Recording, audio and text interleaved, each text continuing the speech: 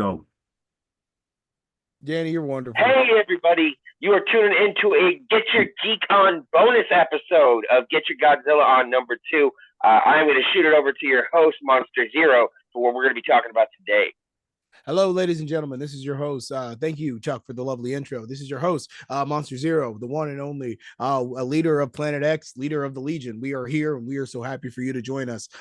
We are going to be talking today about the achievements for -1. It's extended run in the theaters. We're going to talk about the release of the black and white film and its nomination for the Oscar for Best Visual Effects, which is a huge achievement for the Godzilla franchise, a 70-year franchise. But yes, let's get into the first topic today.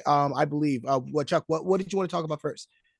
So first of all, can we just talk about, so I just got announced today, I think it's February 2nd or February 8th, the theatrical run in the U.S. ends, which is insane because when I first met you guys, remember how you guys were talking about, like, it's a 7-day run. We couldn't believe that. Like, that's awesome. And then it got extended to 14. So February 8th, that'll make it over a month and a half that thing had a theatrical run, which is just insane. It's crazy. It's crazy because I make jokes about that with my friends sometimes. It's just like, hey, remember when this movie was supposed to be in theaters for a week? Right.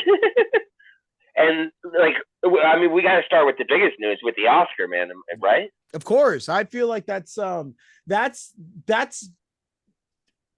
do you say? What do you say to that? That's just wonderful. That's incredible. Like the fact that Godzilla got a fucking Oscar nomination for Best Visual Effects when in the years it was being made fun of for its visual effects. You know what I mean? Like for it to go from a man in suit to go from an Oscar nomination for Best Visual Effects is incredible. Is an incredible story. I thought it was so great to get the visual effects, but the film buff and the way I study the Oscars in me was like, it's more of a travesty that it didn't get a Best Foreign Film nomination. Because of the films that were nominated, there was 2 of them that you could have plugged easily Godzilla -1 into either of those. So, but I mean, yeah, the Oscar for VFX is insane when you look at what it's up against and the budgets of those movies. Exactly. It's insane. It's wonderful. And the fact that it's up against the creator, which is also just like Gareth Edwards loved -1 and Gareth Edwards and Takashi Yamazaki are friends. So it's funny that those 2 are up against each other right now. It's incredible in my opinion. And for Danny, I've been trying to get him on the hype train to watch The Creator. This is another movie made for $85 million. And you look at the effects, like this is a $250 million movie easily. And like, no, $85 million. But it's just an incredible story as well. But Chris, I wanted to get your take on not just the Oscar nomination, but the box office achievement of it hitting the $100 million milestone, becoming the highest grossing Godzilla movie in domestic history. I mean, and just doing so much off of that budget. Like that's such a crazy accomplishment. I couldn't be happier, honestly. It just shows that people want this movie. It shows that this movie has power. It shows this movie has legs. It's been crawling in the theaters, like you said, for over a month and a half now, almost at this point. It's wonderful. Just and it's the definition of that word at this point. It's great to see a Godzilla movie get this much amount of love and appreciation. It's incredible to see just a beautiful story being told. That's such a human story being told that Danny is going to go to see, which I can't wait for you to see. I can't wait to hear your opinion on it, my man. I really, really can't. It's going to be such a, oh man, you're in for a ride. But it's just, I think it's just studios need to get a clue and get a grip. The fact that this movie had such a low budget, it looks like it got nominated for an Oscar. Because you don't need to spend all that money. Like I swear, man. Look at Transformers 1 compared to the last few. The first one, they actually took real vehicles and blew them up. There's a car driving, explosion underneath it. We just destroyed a car. And then everything turned to such sci-fi special effects, green screen, no real helmets. Like that's the problem. And when you look at the Matthew Broderick movie, that was someone's vision of Godzilla.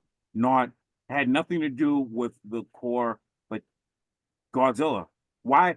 People wanted to see Godzilla. So you say, okay, we'll make a monster movie. We'll call it Godzilla. No, if you're going to do it, make a Godzilla movie, not some angry lizard chick who's having a bunch of babies that's upset for some reason. It's just horrible.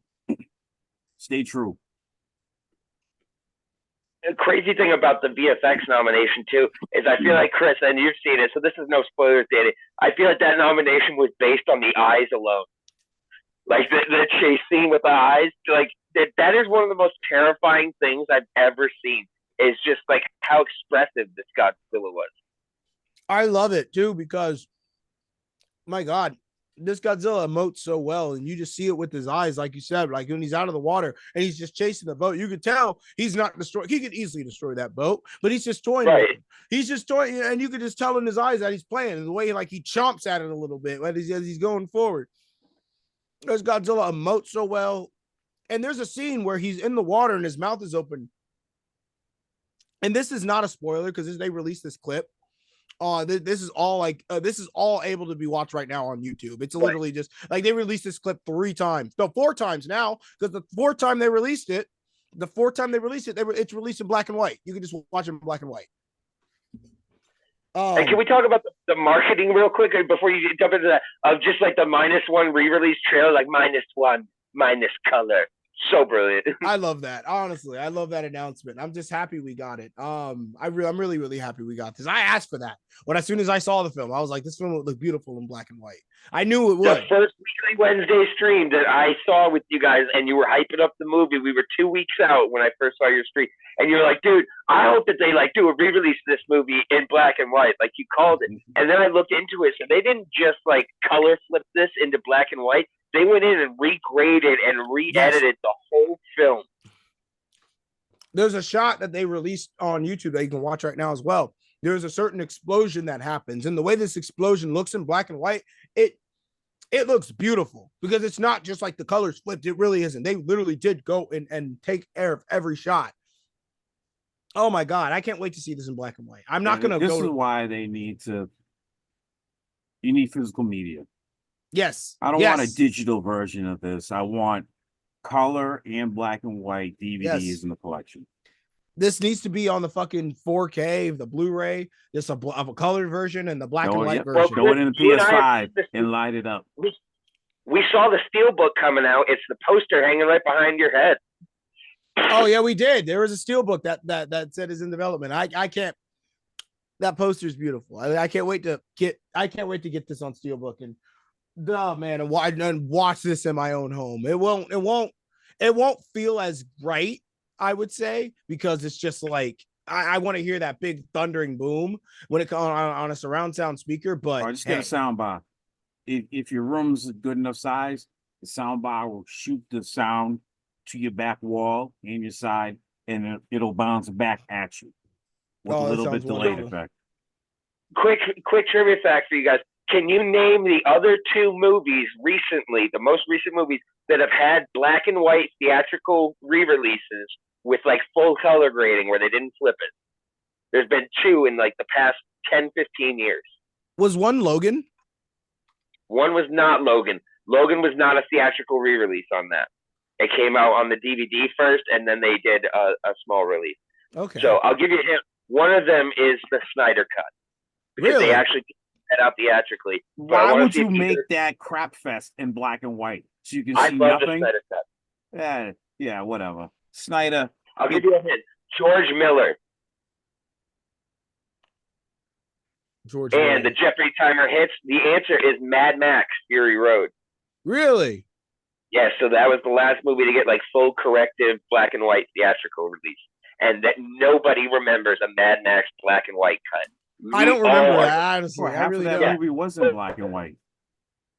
You don't even remember the Snyder Cut one because it was called Justice is Gray Edition. People don't even remember that. So the Snyder Cut sucked. Like what? I watched that movie and it was just the dude whined and cried about that nonsense. Like, dude, it's the faith the studio has in the movie to spend the money to do that re-release. Like it really shows faith. Mad Max originally was in black and white and color because I remember the road scene. The first Mad Max movie, the original, the road scene was in black and white, and then it transitioned to color afterwards. Oh no, we're talking about a movie that came out in color and then was re-released just Okay. black and white. Yeah, I didn't. They made Fury Road into. Oh, that's the one with the kids with the spray in the face. Yeah, but you don't remember a Fury Road re-release. We're all going to remember the -1 color release. Number one, because it's a brilliant marketing name. But number two, because it actually makes it a different movie. Danny, you're going to be seeing the black and white first without having seen the color. Chris, imagine that revert. Like when he finally sees the color version, it's going to be a different film to him. It is. It really is. I think this works because -1 is kind of like a hallmark to the first 1954, and that was in black and white. Love letter. That is a love letter to 1954. So yeah, they would have to do it in black and white because 54 is in black and white. Exactly. 54 is in black and white, and it looks, from what I've seen so far from the trailers and just the clips that they've released, this film looks gorgeous. Like they really did they're out of their way to meticulously turn this film and make it look different. And apparently I've seen some reviews and read reviews, and people say this Godzilla is terrifying in black and white, just to see the things that he does and everything. And I'm just excited to see exactly how he fares, how he looks. I want to know. I want to see how these two, because you have the American and the Japanese version, and both stories are going to diverge. So I want to see how each one goes. Yes, it's so funny. It's so funny how everybody was like, always like, I want the American movies to be more like the Japanese films, and the monkey's paw curled, you know what I mean? And they started becoming more wacky like the Japanese films, and then the Japanese films started taking Godzilla in a very serious direction and stuff like that. So I just find I find that so funny. It's so funny. Oh, the American ones they're gonna go this next one. It's gonna be so watch crazy. It, but it's gonna get a lot out of hand. Like now, there's gonna be all kind of crazy King Kongs running around and King Kong babies. His son sucked. King Kong's son, not fun. Baby Godzilla was the best. I hope we get now, Godzilla. Chris, I want to ask you a real Sophie's Choice question here. So let's fast forward in time a little less than a year from now, the end of this year, the end of 2024. What are you talking about more? -1 and its black and white color release and Oscar, or Godzilla X Kong New Empire?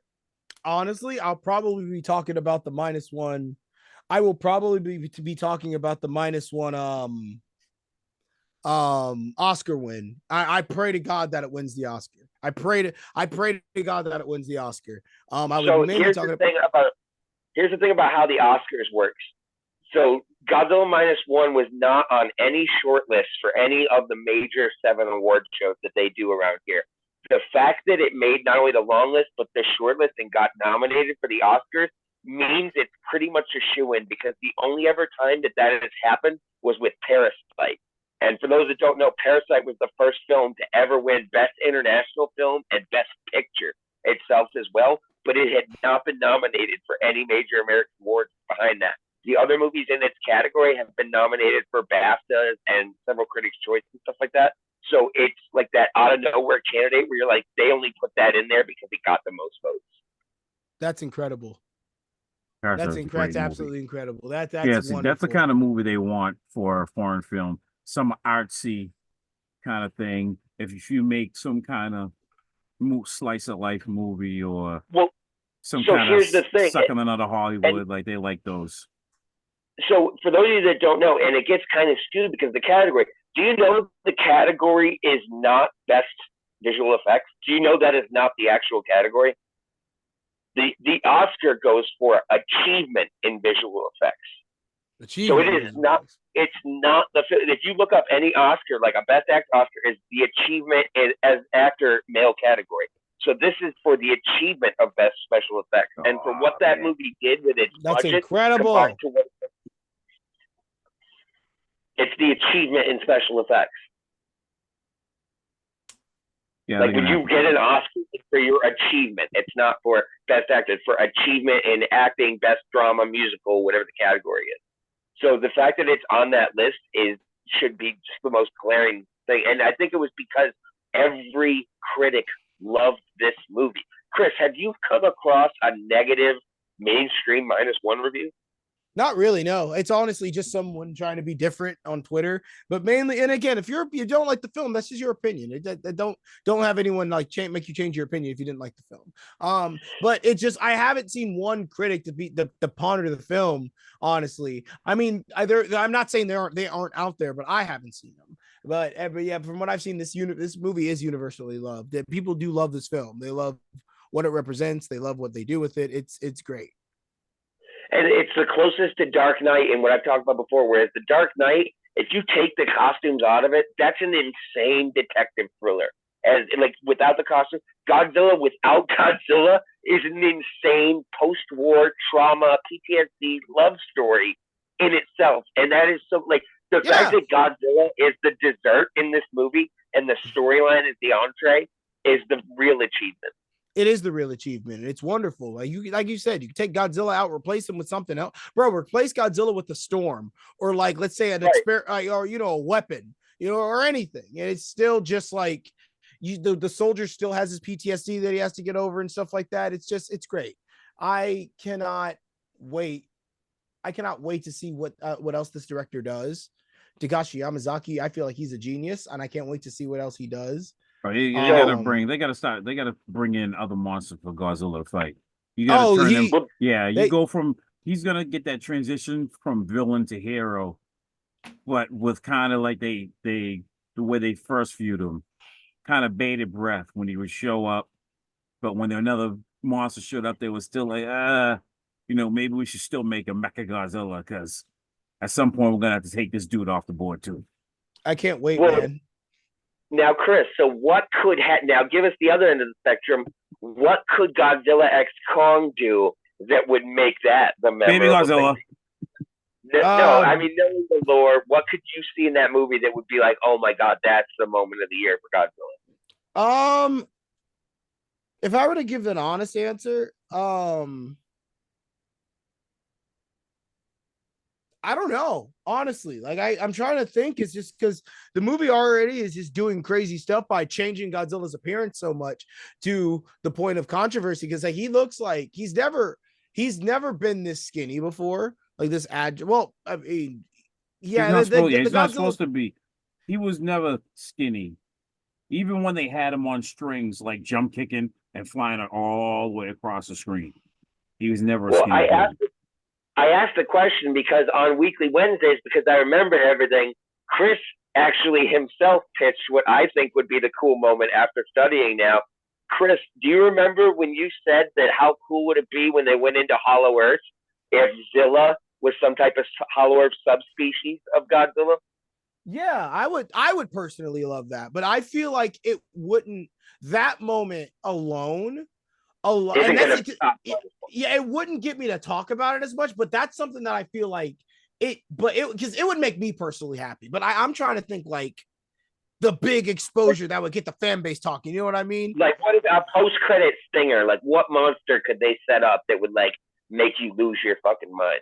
It would have to be either Space Godzilla.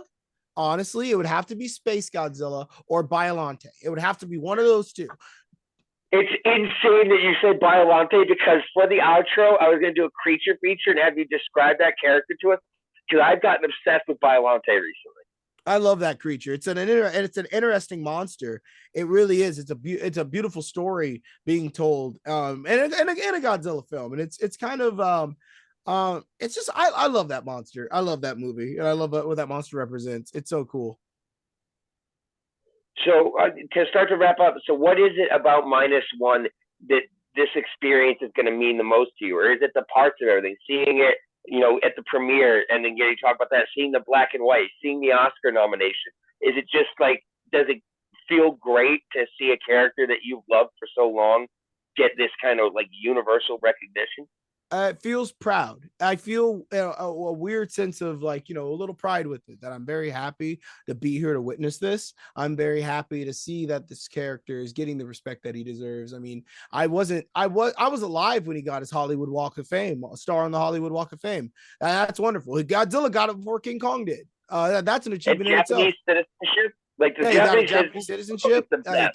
That's incredible. And now he's getting a universally praised film that is an Oscar nominee. Like, I never in a million years thought that Godzilla would be up against Guardian of the Galaxy, would be up against Napoleon, the creator. It's crazy to me that Godzilla is at the Oscars this year. Like, And can we that's be real? insane. That category, ignore the other nominees. It's between the creator and -1 for Yeah. what's going to win. That's really it. Danny, you still there? Yep. All right. So, what do you hope to see come out of the movie, being the person that hasn't seen it yet? I just want it to be a hallmark to the originals. I want him to be a monster. I want him to not be like the hero they made him out in the American versions. I want him to be a force of nature that just indiscriminately destroys. And as they stop bringing monsters in, they need him, but they'll still fear him.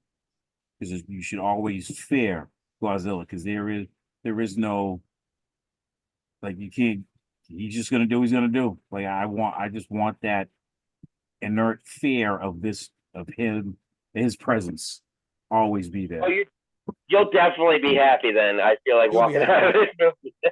Like, it makes you fear Godzilla in a way that very few movies have. All right, Chris, any other last points you want to touch on about -1? Yes, there is. There's something that I wanted to bring up. It's just this movie is being praised just not only by critics but by other filmmakers and other directors. The director for Five Nights at Freddy's stated how much he loved the film. Gareth Edwards stated how much he loved the film. Yeah, Tarantino said he loved the film. Who's another person?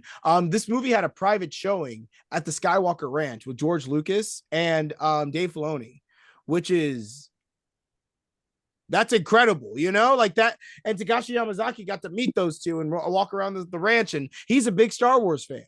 So, well, not just that. People forget he made the first Star Wars on such a shoestring budget and like kind of reinvented what you could do with special effects.